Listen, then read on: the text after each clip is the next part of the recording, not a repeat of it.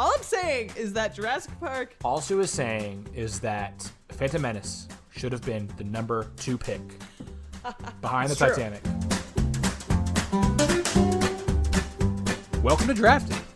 I'm your host, Daniel Prentice, and as always, I am joined by my good friend, partner in crime, deputy, right-hand man, and co-host Preston Thompson. Preston, how are you doing this week, and what are you drinking, my friend? I'm good, Daniel. I feel like this question has gotten considerably more boring with me buying less local beer over the last couple weeks. That's not intentional. I love the local stuff that's around me, but I'm drinking a hot toddy again.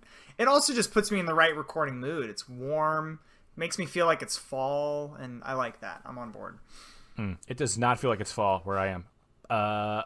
Anyway, we are joined this week once again, a returning guest who slayed our ass at the Disney Sidekick draft. Oh my God. Lindsay Soo is back on the show. Sue, how are you doing, and what are you drinking this week? I am great, Daniel. I am super happy to be back, and I am drinking a natural light seltzer. Flavor Catalina lime mixer. Oh my God. What a great Wow. name. You know, they Sue, know what they are, those Natty Light people. They know what they are. Exactly. Sue was teasing what she was going to be drinking earlier as we were talking amongst each other, between each other. As we were talking ahead of the pod, she said, I need to get my special drink. And I thought it would be something fancy. And it really is not. So craft mimosa. Yeah. So I brought my A game. It does the job. Oh, for sure. I mean, I just had higher expectations is all. So I brought my A game. I made myself a mint mojito because that's legit. Yeah, Wow. some sad news. This is our final draft of Season 1. We will be back, Preston and I will be back next week with a Season 1 review show where we kind of take a look back at each draft from Season 1. But I wanted to celebrate a little bit for the final, normal episode of this very fun endeavor Preston and I have set off on. So, are you honored to be our last guest of the season? I was just going to say, I'm extremely honored to be on this drafted Season 1 season finale. Well, what you don't know is that we're out for revenge. You beat us so bad that we're hunting now. We're straight gunning for you. Yeah. The terms of endearment end here, is what Preston is trying to say. And Preston, what are we drafting for this final draft of Season 1? Tonight we are drafting 90s movies to build our perfect film festival. The winning festival will be the team that attracts the most folks to their event. So obviously, as much as we love our indie darlings of the 90s, we're going for mass appeal here. Trying to get people in the door. You buy one ticket for the whole day, and you can see all these movies in a couple sittings. I did, it sounds like I'm the one who's supposed to be explaining this, but I did have a question, which probably ruins it. Sure, what's up? Should we assume that people voting, or should the voters at home assume that they've never seen these movies before, and that, they're going to come see them for the first time? No, I don't think you can do that. No. Okay. Yeah. All right. That's fair. I mean, it devalues some movies because they're on TBS every Friday night, right? So should we pick the thing that maybe you didn't remember you loved as much? I don't know. I don't want to get too much into the 4D chess of it. Sure. No, that's a fair question. I think the big takeaway from that is rewatchability is probably an important role here. But I also feel like the movies we'll be taking are so good. Mm-hmm. That shouldn't be too much of an issue, hopefully. I know some people just don't rewatch movies. I have a friend who just will watch a movie once and never watch it again, no matter how good it is. Are you guys like that? No. I don't think I have a good enough memory to be like that. I rewatch movies that I love over and over and over and over again, so many times. Yeah, me too. I want to add my touch here, and I just want to very briefly take both of you back in time to October 14th, 1994.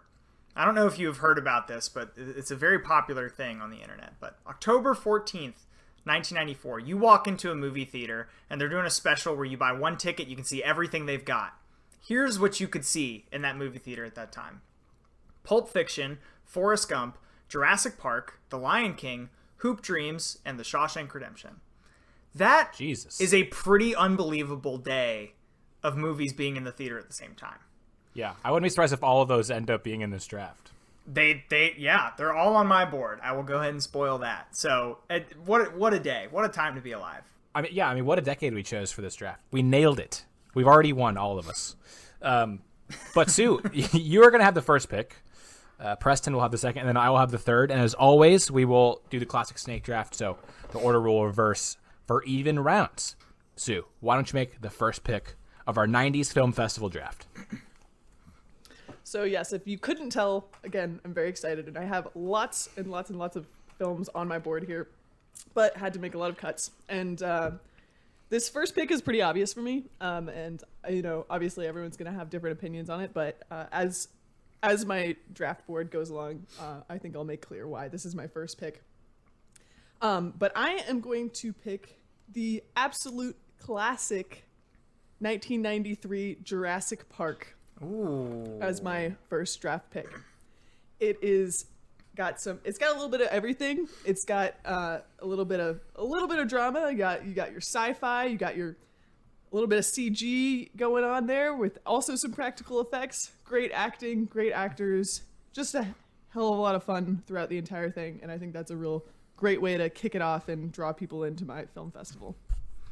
I don't want to hop on my high horse here, but Do it. The moment it's so rare in that it history, happens. Well, yeah, thanks. So, and like Sue talked about this at the beginning of our show, the moment in history where you had some stuff you could do with computers, but you still had to help it along practically. For me, this peaks at the Lord of the Rings series, where like they're able to help it along with computers, but they had to actually put people in costume. Like, that's when you got the really believable and really compelling stuff. Jurassic Park feels that way to me. I mean, like, the kind of half mechanical, half CG dinosaurs, like, came out perfectly. One of those movies that, like, shouldn't get a remaster, right? Like, just leave it as it holds it up is. very well. Yeah, the effects hold up incredibly well. I will confess I did not have Jurassic Park on my list of potential picks. Wow. And That is insane. Well, I mean, he did have Jurassic Park 2. Yeah, I had all the sequels on my list. I'm going to take every sequel.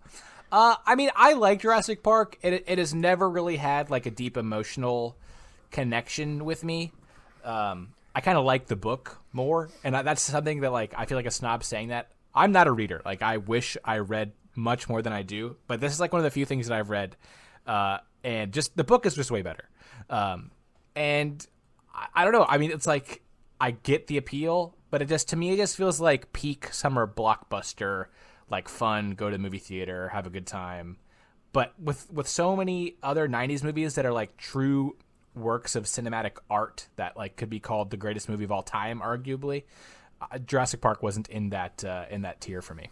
One thing I will say about Jurassic Park, which is maybe more in your camp, Daniel, is that I think that, and this is why I think it works to my advantage, I think that it is a bigger name than it is actually good, which is why I think it's important to get, because it is enjoyable, true. but I think people think back about Jurassic Park and are like, oh yeah, I love Jurassic Park. Oh yeah, it reminds me of like, the 90s, all this stuff. And so like, that's going to really draw people in. And so I get more value for the actual quality of what I have, which I think I like is that. Really good. Yeah, that's a good point. All right, well, that brings it to me. So, Daniel kind of slightly shamed Sue a little there for not going with the perfect works of art.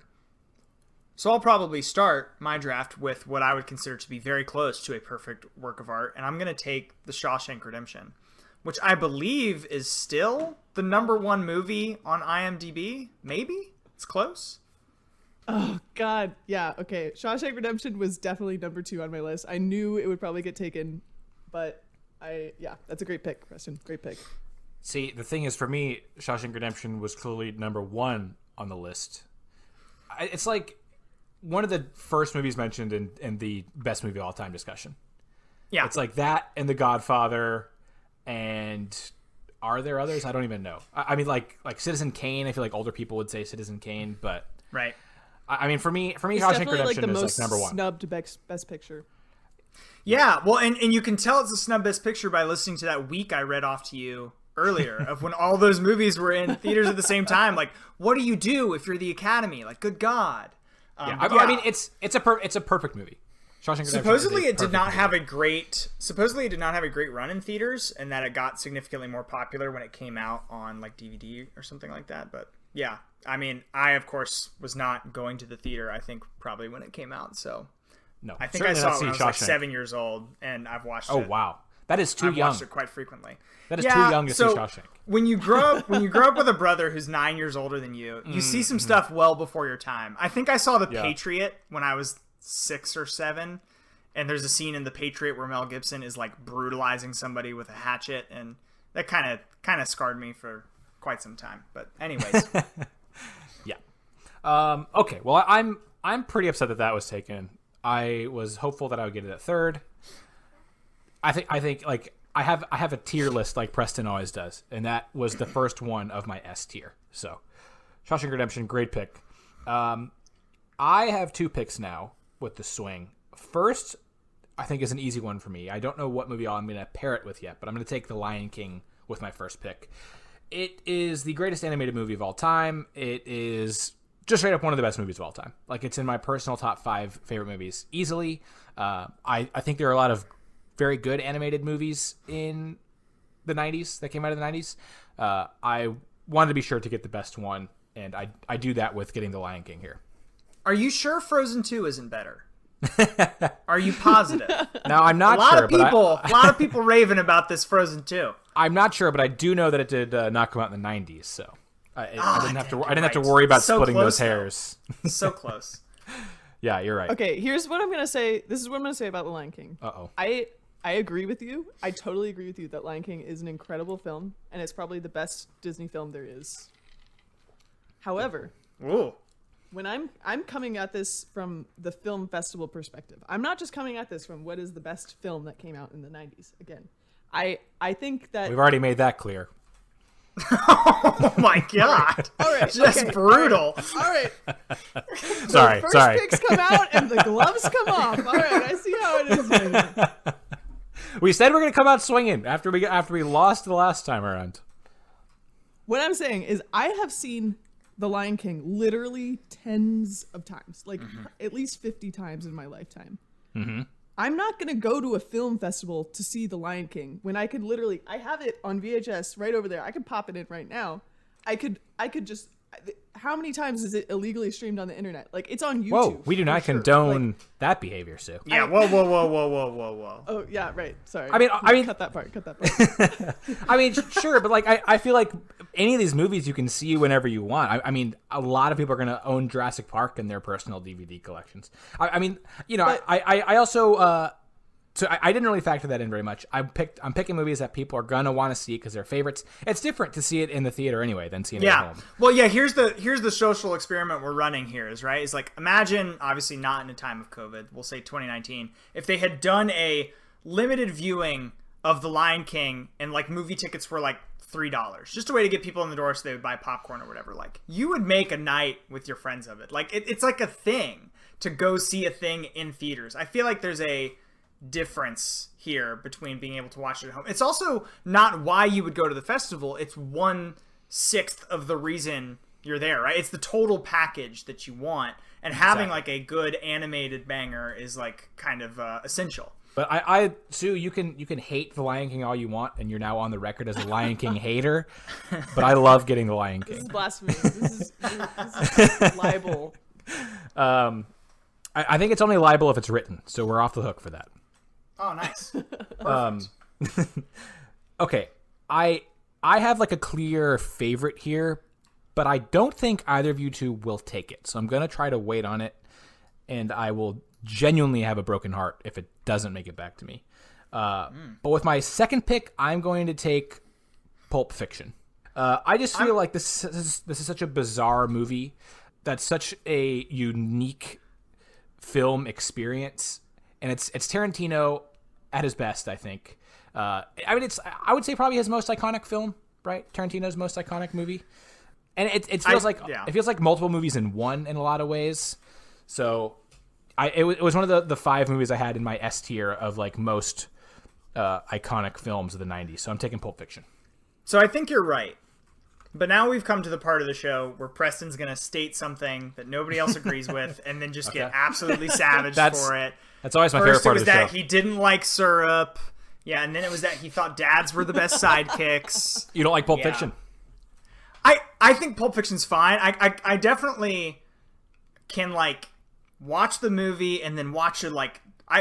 My fiance makes fun of me all the time because one of my favorite things to do is watch a movie that won a bunch of awards and then watch like a 20-minute YouTube analysis of it. I like people to like tell me a little bit like what the smart stuff is in there that I like should have caught, so that maybe when I watch it again I'll catch it that time. I think Pulp Fiction is good. It is not my favorite Tarantino movie, mainly because Tarantino movies aren't really my favorite. So my favorite Tarantino movie is definitely Django, which is probably more towards the like classical regular like movie style that he has gone. I think it's fine.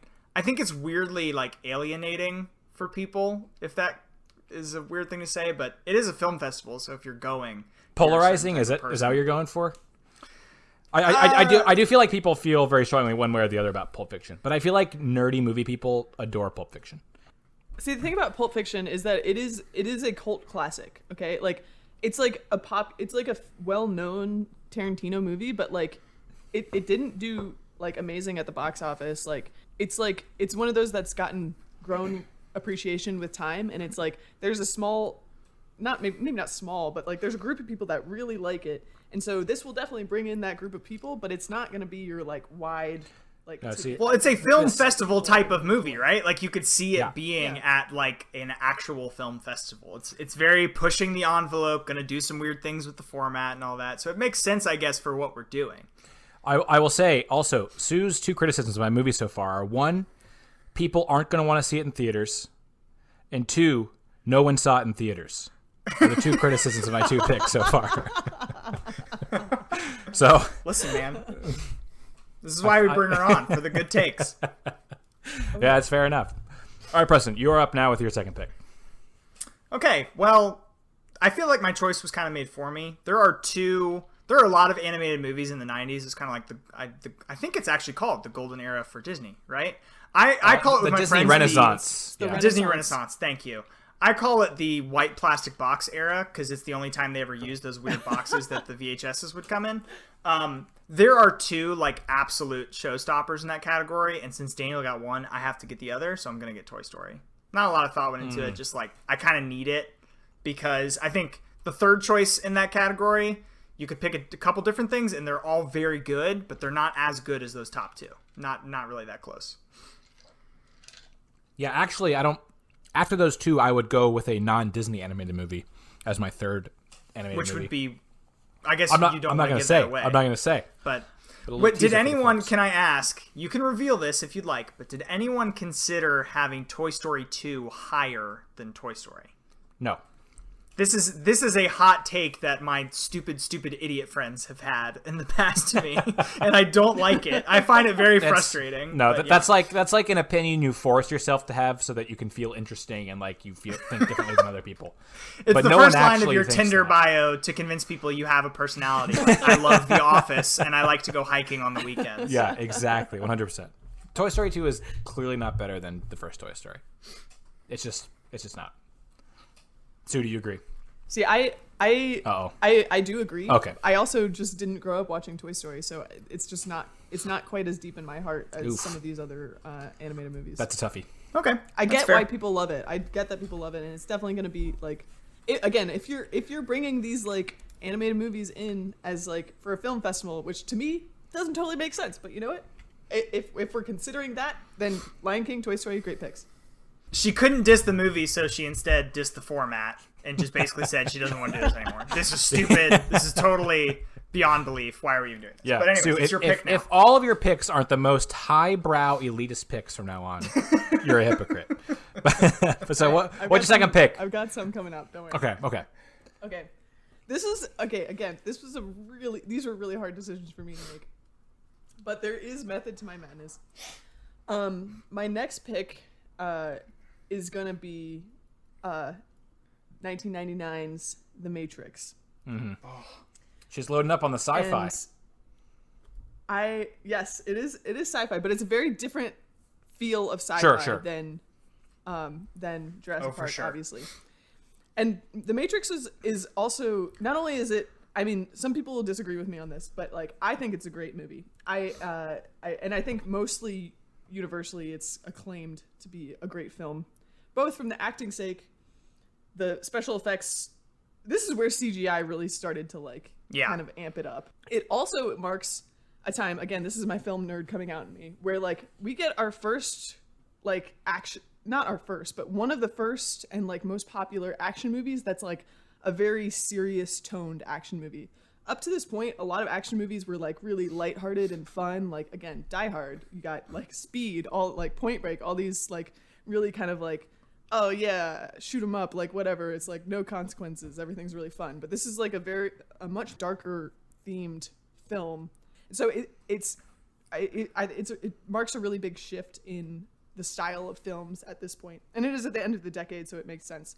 But so I think it's a very important film. And it's sci-fi, it's action, gives a different tone than Jurassic Park. I think that's why I picked it. Another little tidbit here. Apparently Will Smith was the first choice as Neo. Ooh. And he turned it down because he thought it was too serious and not the direction that he wanted to go with his career. He went and filmed Wild Wild West instead of that. Oh, that was a good choice. Yeah. That was I mean Will Smith's like career I think was still fine, but yeah, not a great choice between those two for sure. I agree with everything Sue said. It's very technically impressive, represents like a landmark moment. I kind of don't think it's a very good movie though. So really? Just move on. I think it's like fine. I also would say compared to other movies that were released around it, the technical aspect of it does not look all that great right now. If you went to watch it right at this very moment, I'm sure. Like at P-Stone 3, like people can get at me for this, but I don't know. I think it's fine. I still think, I mean, I like The Matrix a lot. The first time I saw it, I was like, damn, that's a great movie. And made me, it's like cerebral that most action, in a way that most action movies aren't. A lot of like so many iconic moments and scenes that like have defined and transcended, film culture and like defined the zeitgeist, outside of greater human culture. And I don't mean to sell it short. It's just not like what I'm personally reaching for out of the decade. But at a certain point, I just feel like I have to be a contrarian. I can't just come on here and compliment everybody. So. No, I was worried about that because, I mean, if we're taking 18 movies to make a film festival from the 90s, like, they're all going to be good. 18 movies that we all really like. Yeah. But anyway, would I watch The Matrix over Wild Wild West? Probably. The Wild Wild West does have those big mechanical spider things. Those spiders, things are cool. Yeah, those things are cool. I will say I would take The Matrix ahead of Jurassic Park. So I like the Matrix pick, Sue. But what do you got for us to start round 3? Again, honestly, like the pool that I have in my top, they're just a lot. So I feel like I can't go wrong with this next pick. But I'm gonna go with my gut and my heart and what I really love. And I absolutely love this movie. It is just like in my top 10 for sure, favorite movies of all time.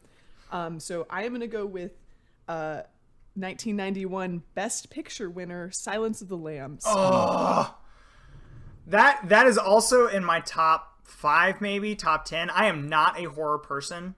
I do not like the genre. Usually, I'm really just a scaredy cat. I'm sure it's great, but I'm not going to be somebody to go out and watch it. But this, I feel like, it has to be the best movie of that genre, not just of the decade. I would say probably all time. Like this, I would have as my number 1 in that genre. It's not just a straight horror movie, and I think that's why it can reach a lot of other people. It's like more of a thriller than anything, and again, it's really technically well done, which is and great like dramatic acting. Yeah, for sure. Yeah. That's one of the first times on this show where we've had a list this wide to choose from, and a pick has directly been stolen before I was about to take it. I was very excited to get that movie. I do think there is another horror sleeper movie buried down in there, but I'm going to try and save it for the end because I don't think it's on either of your radars. So it comes back to me. What are you going to take then, Preston? Yeah. Well, I'm going to take a movie that I recognize has its flaws. I recognize a lot of people don't really like it and they think it's overhyped, but it has such a personal connection to me and like my friend group. I want it so bad, and I'm worried it's gonna get taken. I'm gonna take Forrest Gump. I feel like if you launched a satellite into space with the hopes that aliens would find it, I think human civilization did this at one time, where we launched basically a capsule into space and put a bunch of things in it to try and teach the aliens who we were. There was like a recording of Louis Armstrong or something in there. I'm probably getting that totally wrong, but it was wild. I feel like if you wanted somebody to know what America was, you could just put in Forrest Gump and they would get pretty close. Like, and it does not paint a rosy picture either. It's very, there's a lot of like grappling with the own history in there, probably not as much as it should have been, but it's in there. I feel like it's not the perfect movie, but I feel like it's the perfect American movie, and that it's not perfect and it has flaws, but it takes you through that story so well, and I love it so much. If I was going just off of the festival I would want to go to, it would probably be my number one pick. Sue, do you have any thoughts? I'm worried that if I share my opinions on Forrest Gump, Preston and I will no longer be able to do this podcast together. No, it's okay. It's okay. I get it. I get that some people don't like it. I've been told this my whole life. Like my own family is like, I don't understand why you put this movie on every time it's on TV. But like, I get it. So don't worry about it. No, I had another friend in college who I also did a podcast with who felt the same way. It's like his favorite movie, and I actually had never seen it like up through into college. And he was so adamant that I watch it. And like, you know, I feel like movies can often be ruined for you, you know, by expectation, even if they're really great movies. Somebody's hyping it up for a year. Yeah. And I feel like so many people do that. Forrest Gump is fine. I think it's one of the more overrated movies out there. And I feel like it is such a white person movie that it makes me like withdraw from it a little bit. You're looking at me, dude. But I mean, I see my skin tone and my Alabama posters on the wall. Yeah. I mean, I don't mean that as a slight to you in any way. I just think like, you know, and it's kind of a product of its era in that way. And Tom Hanks is, you know, such like an untouchable, unimpeachable icon. So I think a lot of people will probably vote for you just because you have Forrest Gump, and I totally understand that. It's just not for me. I like Forrest Gump. I think, I'm kind of somewhere in the middle. Like, I get why people don't like it. I get why people love it. I do enjoy it, and like, there's some real tear-wrenching moments in that movie, and it can be pretty great. But like you said, it's, you know, it's probably not as great as people make it out to be. And I think part of the reason there's like division is because it won Best Picture in 1994. When there are all these other really great movies out there, and it's like, oh, why did that one win? But I mean, and I will go on record and say it should not have won Best Picture for that year. That does not mean it still doesn't have. And I'm sure, Daniel, part of this is that I saw it when I was a kid, and I heard it very personally. Yeah, like, it's the reason. I think it's that way for a lot of people. The nostalgia on my iPod when I was like on the bus, I had like the CCR greatest hits without knowing what CCR was, but like I had it because I heard it in Forrest Gump, and it was cool. It does have a great soundtrack. I will give Forrest Gump that. Yeah. Also, I don't think you could make that movie today. No, definitely. Like, I just don't think it would work. So, anyways. Okay. Well, I am pleased with how things have gone since my last pick, because I still have two movies that I had in my A tier. And one is a personal movie, I will grant you. But first, I'm going to go with another Tom Hanks movie. And actually, this is a movie that I personally probably will never watch again, but I think is like unquestionably one of the greatest movies of all time, Saving Private Ryan. Yeah. I mean, it's just like, it's such a great war film. The scene where, I'm going to forget his name now, but he's Adam Goldberg, I believe is his name. And like the scene where he has like they're making their last stand. The Germans are coming, and they like have gotten to Matt Damon, and they're trying to keep him alive from the German onslaught. And the one German guy is like going up to kill the sniper in the tower, and Adam Goldberg is there, and they like have hand-to-hand combat. And then the German wins the hand-to-hand combat and is like trying to kill him in the throat with the bayonet. And he just starts like Adam Goldberg's character realizes, I've lost, I'm about to die, and just like starts begging him, please, please, please don't kill me. And it's like the most like upsetting, unsettling scene I think I've ever seen in any movie. And for that reason, I'll never watch that movie again. But the fact that like it made me feel that way in that moment, I think speaks for what of like an incredible, moving film it is. I'm very on board with having seen it and not having any desire to see it again. I mean, that's like the same situation I'm in. Yeah, it's a lot. This is on my list of movies. There's several movies from this decade that are great movies that make you feel like absolute shit after you watch them. Which is why I didn't include any of them in my list. Yeah, Schindler's List is not on my list for that exact reason. Like, Exactly. That was not even a consideration. just kill me. It's not to that level, Saving Private Ryan. I mean, I'm sure I will watch Saving Private Ryan. Actually, I was at Preston's apartment I think last year when I was there for the PUL playoffs, actually, Sue, to see you play. And we were in the pool. And, like, someone had Saving Private Ryan on the TV, and I was, like, absolutely riveted and glued to it. It was a day in the summer at the pool, and somebody turned Saving Private Ryan on at the TV, and I was like, you are killing this vibe. It was an odd choice. No. But I watched it basically the entire time I was in the pool. It's just I know it's a rough watch, but I don't know. It's just a fantastic film. So that's why Would you say it's the greatest war movie of all time? I mean, I have not seen every war movie of all time. I feel like it's certainly in consideration. It's definitely up there. Like a lot of people credit the Normandy beach scene as like the most realistic war movie scene of all time. Yeah. And as kind of a World War II history semi-buff, I appreciate the appeal of it in that way too. And now I'm going to connect an actor again by taking another Matt Damon film. And this is this might be my favorite movie of all time. I'm taking Good Will Hunting, which is just like a perfect... I'm sorry, Sue, but I'm really not sorry at all. Actually, I'm thrilled to hear you say that. This is such a perfect compliment to Saving Private Ryan, I think, because it's also very moving and very heavy in a lot of ways, but it's also such like at its core, just sweet and endearing and hopeful movie. Mm-hmm. And beautiful in that way, and you end with a completely different mindset than you would with Saving Private Ryan. Yeah, and it's just such a personal favorite. I could not take it, even if it's like not considered one of the by many to be one of the 10 best movies of the 90s or whatever. I mean, I think it's a great movie. I think it's incredible. It won an Oscar. Like I don't think it's Robin Williams. Or did it also win for like best original screenplay or something like that? No. Best original screenplay. And both Matt Damon and Ben Affleck won. And Robin Williams won for best supporting actor. This is like the movie where people were like, "Oh shit, Robin Williams can really fucking act." So that's great. Yeah. I don't have much to say, but I think it's really great too. It's not like one of my favorites, but it's unquestionably good. Yeah. Okay. I'm happy to hear that. I'm thrilled. All right, Preston, you got to follow that up now with your fourth pick here. Yeah, well, Daniel took 2 serious movies, so I'm going to pull us in a different direction. Please. I'm going to take what I think is probably the best comedy of the 90s, but I think I wouldn't be like super surprised if somebody said no. And potentially one of the best comedies ever, which is Office Space. I feel like, again, you have a very strange cult following that certainly like wasn't alive when the movie came out, but now watches it like obsessively.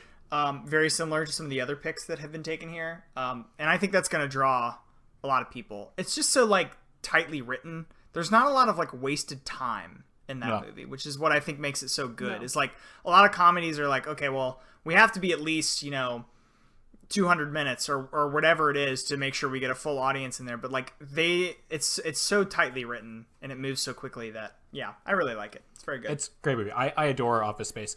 You saying it's the greatest comedy of the 90s, I have not put enough like thought and time into know if I can agree with you on that, and it kind of makes me wish we had instead just done 90s comedies so I could have thought through what the best 90s comedy is more. Out of my tier list, which is about 10 to 15 movies longer than it needs to be, I don't think I have another comedy on here. Okay, I have a few in mind. So, okay. Well, I think that's... We can talk about that offline, because I'd want to know what you're holding on that same plane. I mean, like I said, I genuinely don't know that I could definitively say I think this comedy is a better comedy than Office Space. Like, I wish I had spent more time thinking about that. It's also very different. Office I think, Space? like Sue was saying with The Matrix, it like represents a different kind of thing where it's not slapstick. Somebody's gonna fall over with a pie in their face every 10 seconds. It's very dry, and it like inspired a lot of the shows that came after it recently, which were very dry and awkward, I guess is the right word. Mm-hmm. Cringe comedy. Yes. Thank you. Yeah, I think Office Space is a great choice. I think part of the reason why I didn't put it higher is because it is kind of one of those more culty movies. And like, I don't think a lot of people, I mean, I do think it's one of the better comedies in the 90s, but I really don't think that that's like a movie that tons of people have seen and tons of people like, I don't think it did super well at the box office. And that's probably why I didn't put it in there. Sure. But I think, again, for the cult following, that's going to be a great one. And it is a great film. Well, hopefully they'll come for Forrest Gump and then be enlightened by Office Space while they're at Preston's Film Festival. It's true. But Sue, why don't you hit us with your fourth and fifth picks here? Y'all, I'm feeling real torn. Again, like Preston, I made a list that is way too long. It was hard, yeah. Hard to narrow it down. Mm-hmm. I'm trying to decide between going with my heart and going with what I think is right. And if anyone knows me, I'm gonna go with my heart here. And I'm gonna go with the 1995 high school rom-com classic Clueless. God damn it, Sue! God damn it! Wait, was this the heart or the head pick? So much. I think this is the heart pick. This is the heart pick. Okay. I don't think I've ever been more devastated by a pick someone else has made in this show. Yes. You get Alicia Silverstone, you get Paul Rudd, you get so much. This movie is so well written. It is there. Okay, there are a couple things in Clueless that do not age well. A couple words they use, a couple themes they have, not so great. However, most other than those couple things, like it holds up super well. You've got great leading characters. You've got absolutely like lovable, great character development as you go on. Like, I just think that this is a fantastic film. Yep. It's a high school film, so it'll like kind of draw in maybe a younger crowd here. Even if like it's a little bit past the age of, high schoolers now, I think there's still a lot of relatable content in there. I love Clueless. Yeah. I mean, I'm furious. I thought for sure I'd get it with one of my last two picks. Such a unique, like, tight genre to grab and like getting probably one of the best movies in it. Yeah, that's pretty nice. I kind of realized I was never going to be able to take a movie from that genre unless I took it super early. So yeah, good call. Can we talk about Paul Rudd and Clueless just for a minute? Paul Rudd. What just a dream boat. What a Everybody pour some out. I mean, come on, man. It's like is there a more perfect character in movie history than Paul Rudd, Josh, and Clueless? Well, I want to introduce you to a little man named Forrest Gump. No, come on. If you're picking someone you'd rather marry, it's no competition between Forrest Gump and Josh and Clueless. That one hurts, Sue. I will admit it. I really needed a comedy, like a more lighthearted movie, because all of mine so far have been pretty kind of intense. Even though Jurassic Park is like a very fun movie, I needed something that had a much more, like some of y'all's picks, lighthearted and nice. Yeah. Hopeful ending. Well, it's hard to hit that more on the head than Clueless. To me, it's like it's the bar that you measure all rom-coms up against, in my opinion. And I'm like a big rom-com guy, so Clueless is very high in my personal favorite. So, Sue, what's your fifth pick? Your penultimate pick here.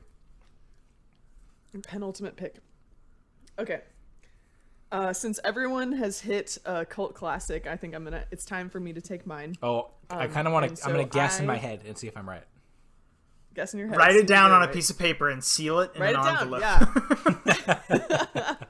So I am going to pick the 1998 cult classic, The Big Lebowski. I nailed it. I was right. For my penultimate pick. I was Nice. right. Yep. This is another great comedy here, Sue. Back to back.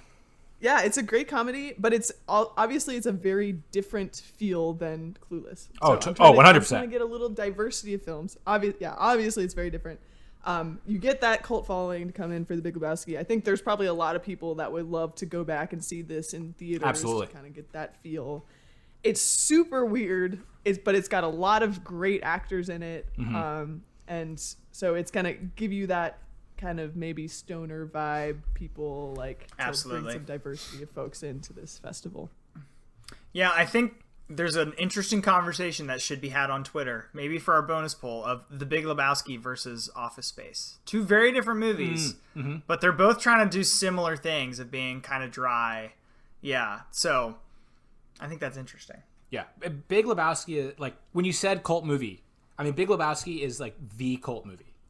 Yeah, it's like it's the why that most term cult exists. movie. Yeah. Yeah. I mean, great movie. I love The Big Lebowski. All right, Preston, how are you going to follow it up? Sue, I feel like, I mean, I don't want to, like, tout Sue too much, especially since she won last time she was on, but I feel like she couldn't do much better than she did with those last 2 picks there. So how are you going to follow it up? Oof. Well, yeah, now that you say that. Yeah, I mentioned this on the last show. My strategy for this show, now that I believe I've won not a single draft in the entire first season that we've done here, is just going to be to follow my own heart. And that's what I'm going to do with this one. And I'm just going to pick a dumb action movie that I know several people can get behind. I'm going to pick a whole several, at least a dozen. I'm going to pick Independence Day. Oh! I think it's a nice movie that you don't have to put too much thought into. You're just like, oh, there's a clear bad guy. The bad guy is morally bad. Yep. Right. Well, but like so many movies, like, but aren't action humans movies sometimes try really the bad guy, Preston? Well, shut up. So many action movies try and, like, morally frame the bad guy so that you understand where he's coming from. Independence Day is not concerned with that. There is an alien and he's blowing up cities across the world. Like, and we have one job. It's to make sure that doesn't happen anymore. I feel like it is a nice, like, quintessential 90s action flick that influenced a lot of things that came after it. Oh, 100%. I respect this pick a lot. Yeah, same. I respect this pick a lot. If I didn't get Jurassic Park, I was going to take this pick because it is one of those, it's just like a popcorn thriller, you know, or like you put it on, like you're going to have a great time. You got Jeff Goldblum, you got Will Smith, like you're just going to have fun watching Independence Day. You get the action. It's great. I do really respect this pick. Yeah, it's honestly just a great pick. Independence Day I watch every single year on the 4th of July.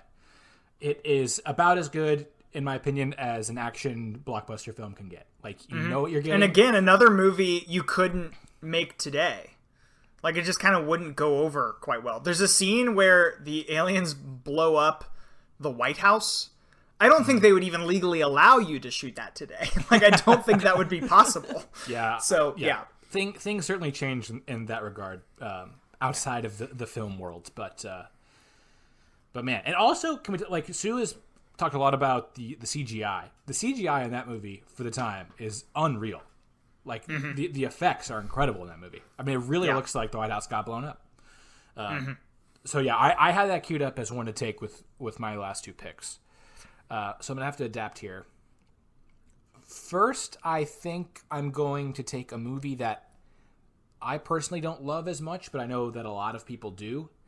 And a lot of people can... It's like in the conversation for greatest gangster movie of all time.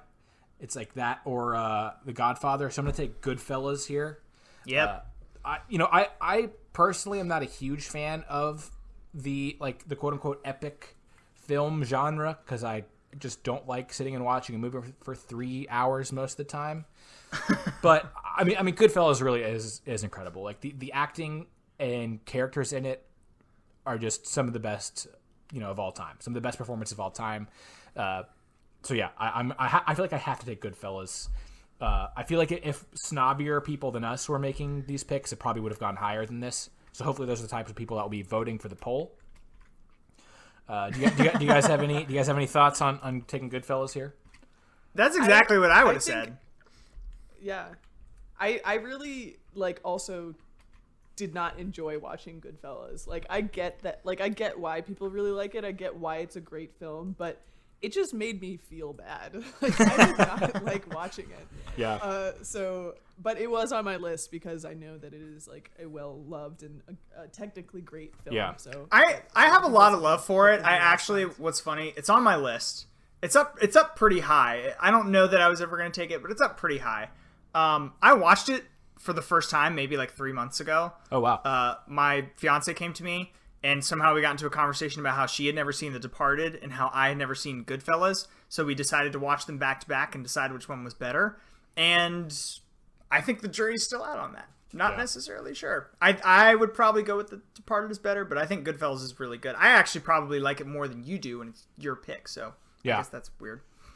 I mean, it's not that I dislike it. Like, I mean, like I very much appreciate the acting, and it's like some of the most iconic actors of all time that are that have like career defining roles all at the same time.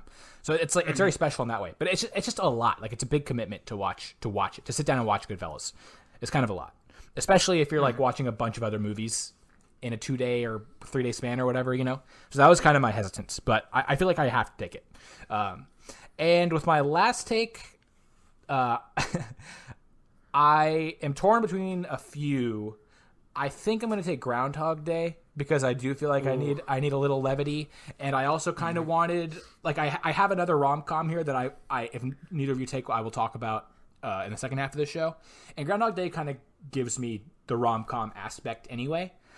This is also, for what it's worth, my dad's favorite film, which is kind of funny because he usually doesn't like the sappy types, but he loves Bill Murray. So it just hits so many notes so well. I would say Groundhog Day is the only comedy I can think of in the 90s that holds its candle to Office Space a little bit. I was actually going back and forth between those two today. I was gonna say I think that if you're gonna go with the best comedy of the 90s, I think that Groundhog Day probably hits it. I honestly like Groundhog Day is also really close to my heart because when I was a kid and like we would go on road trips, we had like a portable DVD player and like one of the 6 DVDs we had was Groundhog Day. So I watched that a lot growing up. It's extremely rewatchable. Right. Extremely rewatchable. So many different notes. Yeah. It's great. Like you can get something new from it every time. Like it's Bill Murray. Like, I mean, it's a fantastic movie. I think part of the reason why I didn't pick it earlier or didn't have it higher up was because like, I don't think it's quite as popular as some of the other films, so it might not bring. Yeah, well, as we saw with Preston's friend group, unfortunately. Yeah. But don't take them too seriously. Yeah. Hopefully that wrong will be righted in how this poll plays out on Twitter. But anyway, Preston, your final pick here, my man. I hate that it's my final pick. That's what we have a second half of the show for, I have 5 movies that I think I could take and be happy, at least with myself. But I think I have to be a little smart here and not go with the things that just appeal to me personally. Maybe get something that's a little more mass appeal. I don't know. I really don't want to do this, but I guess I'm just... You gotta do it. I'm just going to take Titanic. I don't really like it that much. I'm not like a huge fan. I cannot believe Titanic made it this far. It fell so far. I would snipe it as the last pick. What's weird is I thought this was going to be a first couple rounds pick. No, but I think it's not actually that good. So neither of us took it. It's not actually that good. Is the problem? Okay, so this is something that I left out of my initial 90s trivia because I knew it would have to come up at some point. Is that not only was Titanic the top grossing movie of the 90s, it's one of the top grossing movies of all time. It was the first film to gross more than $1 billion worldwide. It's tied for Ben-Hur for the most Oscars with 11, which is asinine. Hollywood film it's ever. Ridiculous. Yeah, it doesn't deserve it. I agree, it doesn't deserve it. It's too long. It's kind of boring. I mean, there's some good stuff. You got some nudie shit in there for everybody. You got some dramatic shit in there for everybody. And you got Celine Dion in there, which is great, obviously. But I personally, it's not my taste. No, but not at all. I do think it's a great pick, and it's kind of incredible that it came as the second to last pick. This is so strange because a lot of people in there. All 3 of us are on exactly the same page of no, but also fine, sure, I guess. Yeah, I mean, I don't know. I would not have taken it. I mean, I didn't take it, so. It's just I feel like people, even if they go to your film festival and are psyched to see Titanic, they're gonna watch it. They're gonna be like, oh, this isn't nearly as good as I remember it. They already bought their ticket though, bud. Already got that ticket. You're not wrong, but I'm saying that now so people don't vote for you. You see how? Sure, you see how the sure. That's fair. That's fair. I'm excited to talk about the 4 movies I would have rather taken. Yeah, me too. But my brain kind of took. I bet all 4 of them are better than Titanic. I'm willing to bet on that. I would rather watch all 4 of the things I'm looking at than Titanic right in this current moment. But Sue, wrap us up here. Last pick of the draft. How do you feel about it? I feel, again, torn. I've been torn every single pick that I've had because every single time there's still been amazing films that I can pick from. So, can't go wrong, honestly. But I'm going to try to you can. do my best. Yeah, I'm going to do my best. I'm going to try to round out these films the best that I can. And I'm going to pick the 1993 film nominated for Best Picture, amazing stars, amazing concept, amazing execution, The Fugitive, which honestly, again, is an incredible film. I can't believe that it made it this far. It's not on my radar. There's so many good films. For this draft. Mine either. It's not on your radar? No. Are you crazy? No. Got Harrison Ford. He does have Harrison How could that Ford. not be on your radar? In his, well, maybe not quite Not in at his prime. but Come on. He's looking good still. Don't be ridiculous. Don't get carried away here, Sue. Okay, yeah, not in his I mean, prime. it is a fun movie. I will grant you that. It's a really good movie, and I think like with incredible performances, like a really fun, like it's action obviously, but it's got a little bit of a different vibe than the other films that I've chosen, so I thought that might give it a better balance. And yeah, I think it's a great film, and I'm again, like, it's incredible that we've made it this far, gotten all these incredible movies that made it to the end of the draft. So Okay, well, that wraps up. That's the final pick. The Fugitive takes the Mr. Irrelevant spot. And that means that our teams... Right. Sorry, it's an NFL draft thing. It's not actually a slight. The Fugitive takes the final pick of the draft. And so that leaves us with these as the teams. Sue has Jurassic Park, The Matrix, Silence of the Lambs, Clueless, The Big Lebowski, and The Fugitive as her film festival lineup. Preston has Shawshank Redemption, Toy Story, Forrest Gump, Office Space, Independence Day, and Titanic. And I have The Lion King, Pulp Fiction, Saving Private Ryan, Good Will Hunting, Goodfellas, and Groundhog Day. So much more to discuss. We will do just that right after a quick break.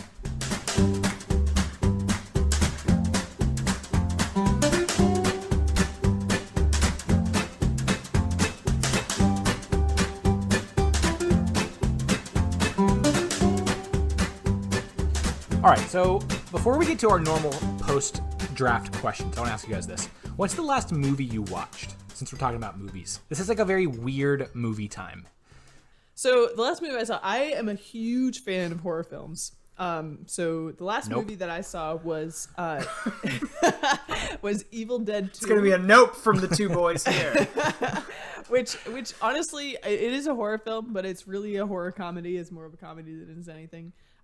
It's a B movie directed by Raimi, and I just like I'm a huge fan. It's ridiculous. It's like absurd, and it's just like really fun to watch. Pretty short. It's a nice easy movie to digest. Wait, what's it called? Are you gonna tell us what it's called? Evil Dead 2. Sorry, did I not say that? Oh, It's Evil you Dead did not 2. say that. Oh no. yeah, Evil Dead 2. Okay. You gave us like you said it's a you gave us all B the movie, and I thought, is it the B movie? No, she's no. talking about? No, I don't remember that being a horror flick. You gave all of the IMDb info except for the title. Yeah. So the Evil Dead 2. You should Okay. watch it. Yeah. What about you, Preston? Well, mine, yeah, the last one I watched, also highly enjoyable, great flick, won several awards. The music is fantastic, the cast is fantastic. So yeah, that's the last one that I watched. No, the last movie I watched, which was I was running up against the credits before we were about to record tonight. It was so close that I was able to squeeze it in there. Wow, but so you just watched this? I watched High School Musical 2.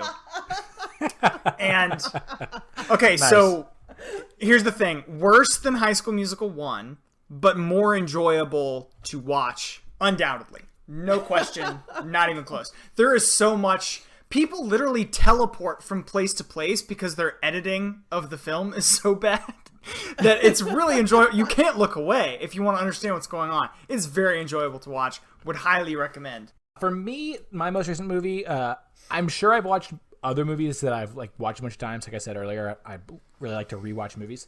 The most recent movie that I watched that I have not seen before was the new Emma movie. I watched that with my mom, and it was pretty good. Oh. We both really did not like the Gwyneth Paltrow Emma from the 90s. Movie's kind of bad, but this one was good. We liked it. And also, Clueless. Good to know. Clueless is an adaptation of Emma, the storyline Emma. So, It is. It is. Fun fact. Did not know that. But yeah, Clueless based on Emma. There are a lot of movie adaptations of like older genres. Jane Austen novels Jane in Austen. particular. And Lots and Shakespeare. lots of adaptations. Like 10 Things I Hate About You Yeah. is Taming the Shrew. Yes. You got Yeah. Rough So Night okay, so that actually Yep. She's has the me up. Man. Yeah. Anyways. Lord of the Rings is an adaptation of 12 Angry Men.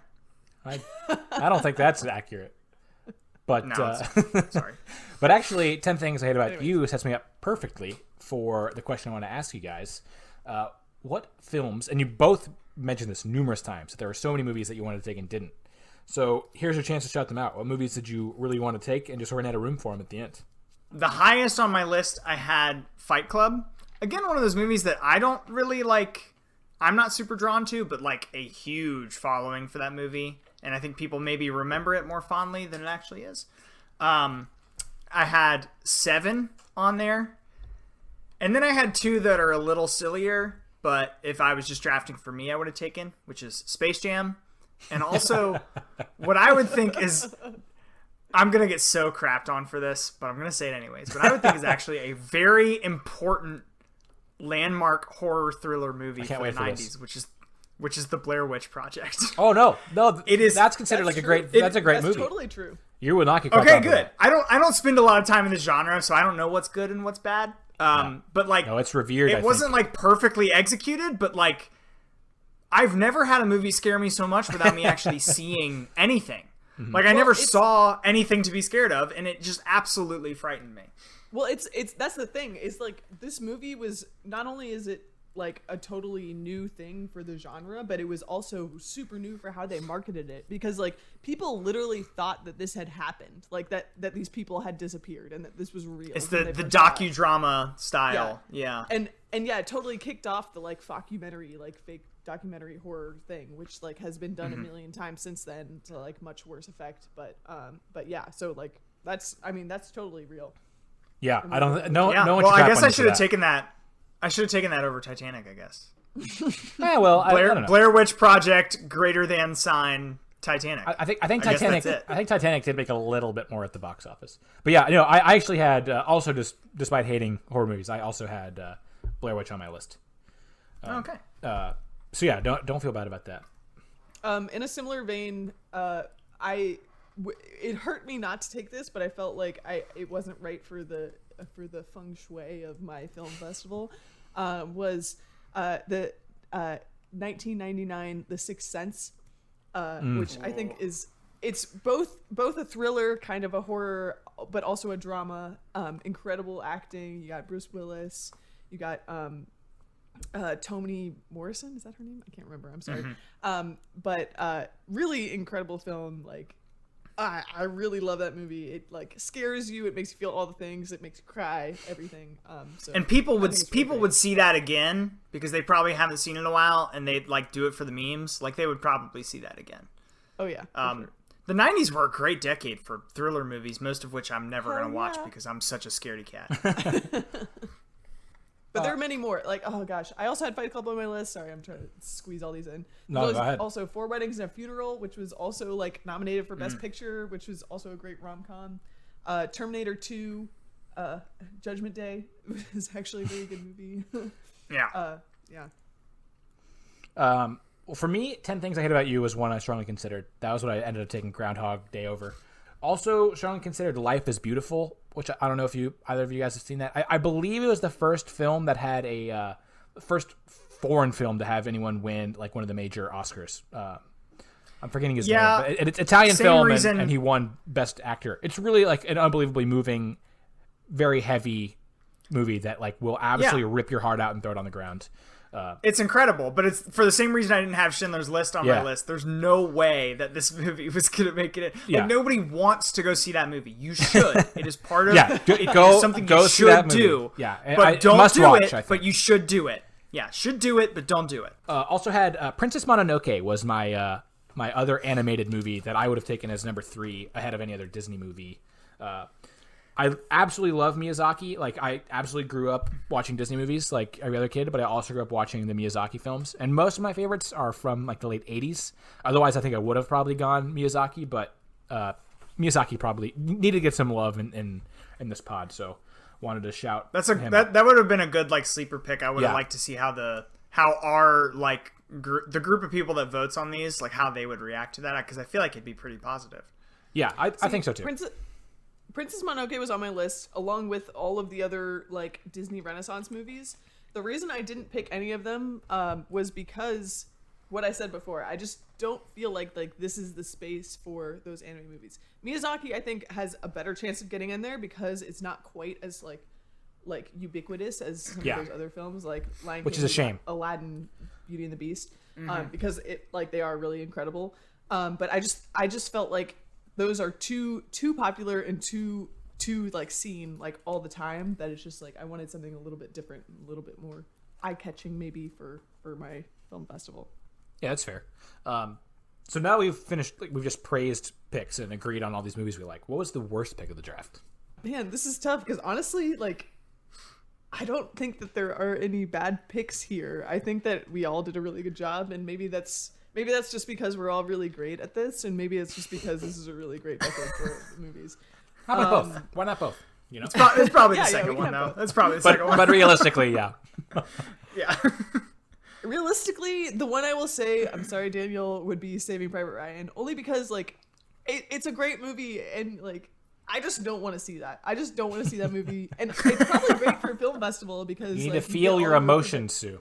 You need to feel them. You get all your pretentious movie snobs out there, and they're gonna come and be like, "Yeah, Saving Private Ryan," but like that's just gonna like I'm gonna watch that movie and be like, "I'm going home. I'm gonna eat some chocolate. I'm gonna eat some ice cream, and I'm gonna." It'll be the last movie of the first day. So, like, you'll have the time to, like, soak it all in and then decompress and come back with something a little lighter the next day. Preston, what's your worst pick here?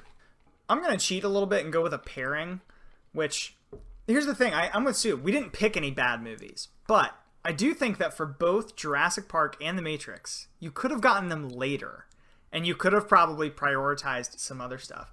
But I'm looking at it, and if I had... Like, personally, if I move Silence of the Lambs up to the first round and then bump those two back, the draft order looks a lot more, like, natural to me. So maybe I'm overreacting, but it just seems like I'm on board with the Jurassic Park pick. But you probably could have gotten that in, like, the 4th or 5th round, especially after hearing Daniel and myself talk about it, which we like it, but probably wasn't near the top of our list. She couldn't have known that, though, to be fair. And I do hate to pile on our guest, but I do think it's Jurassic Park, like...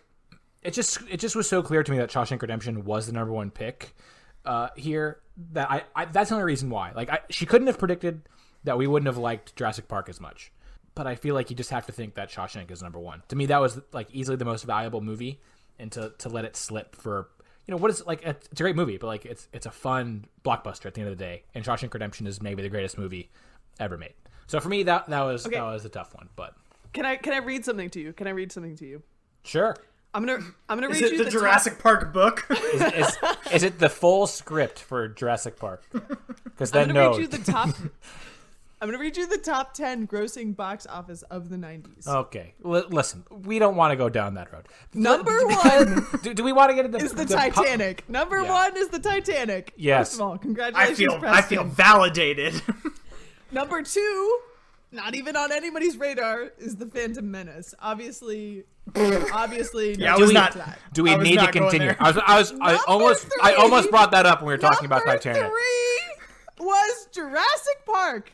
Based on your logic, the Jurassic Park is worse than the Phantom Menace. You should have glossed over that, Stu. You should have said it's the third highest grossing movie of all time, or of the 90s or whatever. But also those stats are unfair because it doesn't account for inflation at all. I think adjusted for inflation, the highest grossing movie of all time is still Gone with the Wind. All I'm saying is that Jurassic Park is popular then, it's popular now. All Sue is saying is that Phantom Menace should have been the number 2 pick behind the Titanic. That's all she's saying. Biggest Best Picture snub of all time. Star Wars Episode 1, The Phantom Menace. Okay.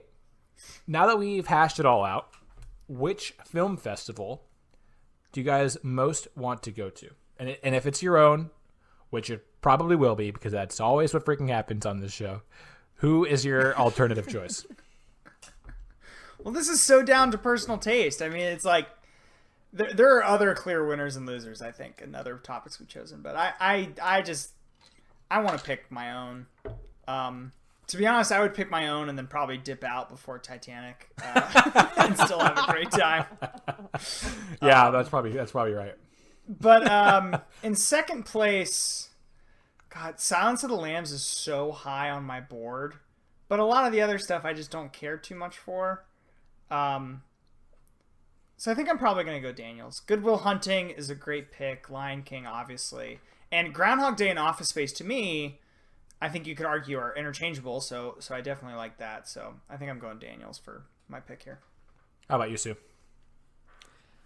Okay, again, if Preston started the trend, I'm going to say that I would go to mine if I had a choice. But, again, playing by the rules, honestly, again, all these movies are great. I'm going to pick Preston, not because, I do, Shawshank Redemption is, one of my favorite movies, but it's more because I don't want to watch Saving Private Ryan and I don't want to watch Goodfellas more than anything. No one's forcing you to go into the theater. I mean, you can go see the other stuff. Yeah, but you want to get... I don't know why I'm arguing against myself here. You want to get the bang for the buck, You want to maximize... That's true. Yeah, for me, it's tough. I actually think I really want to vote for Preston. I wish you had taken anything other than Titanic, basically, for your last pick, because I really do not like Titanic. Out of all four of the ones I said I didn't take, you would have rather me had any of those? Yes, without a doubt. Okay, Space Jam better than Titanic. Again, write it in stone. Listen, I would never argue that Space Jam should have won 11 Oscars, which the Titanic should not have won, but did. But I would pick Space Jam hands down to watch over Titanic every single day.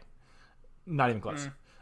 Also, I think it would have been I really would have liked you to pick Blair Witch. I think that really would have been a good rounder to round out your team. I mean, it is hard because Clueless is genuinely one of my very favorite movies of all time. But Silence of the Lambs is to me, Silence of the Lambs is what you say Saving Private Ryan is. It's it's a great movie, but it's a lot. But it's just so tough. I mean, these are all so good. I'm taking myself, of course, to win, but I think second place I'm going to take Preston. His even though I don't like Forrest Gump very much, but Shawshank, Toy Story, Office Space, and Independence Day is just banger after banger. Some bangers. Much more so, in my opinion, than Jurassic Park, The Matrix, and even though I really like Big Lebowski too. So those four outweigh my undying love for Clueless. So I have to go with Preston as my number 2 choice. And I think I'm probably winning on Best Picture nominees, maybe. Well, you certainly have you've got to have the most Oscar wins, considering Titanic has I think that's probably 11 more than it should have. But anyway, it's got to get at least it. Okay, Daniel, you got to give it Best Original Song. Well, I mean, it is a great original song, but I don't know what it was going up against that year. I mean, it probably went up against some great Disney song that didn't win. But anyway, we've made our hatred for Titanic known. And now it will come down to the Twitter vote. That's what it's all about on this show. So go over to @DraftedPod and let us know who you think won this week's show. And hit us up for future episode ideas. It took us a while to come up with this one. So we could use some good ideas for season 2 for sure. You can also email us at draftedpod@gmail.com and hit us up on Facebook at facebook.com/draftedpod. Sue, thanks so much for joining us for this final draft of season 1 of the podcast. We really enjoy having you on as always. Thanks for having me on, y'all. I had a blast. Preston, do you have any words you want to say for the final draft of season 1? Yeah, I think what this season has taught me is you can't allow Twitter to dominate how good you feel about your own opinions. That's for sure true. You'll always come out hating yourself even more than you already do. Yeah, wise words from Preston. As that came out of my mouth, I realized it's probably the most obvious thing anybody has ever said. It needs to be said, though. It's easy to forget that sometimes, I think. I'm sticking to it. And Preston and I will be back. We will be back next week with a look back in depth at every single draft, every single pick. So that should be fun too. But yeah, so Preston and I will be back next week. Talk to you once again. Why am I floundering this so hard? Oh my God. Do you need to seek medical attention? But yeah, Preston and I will be back next week. We'll talk to you then.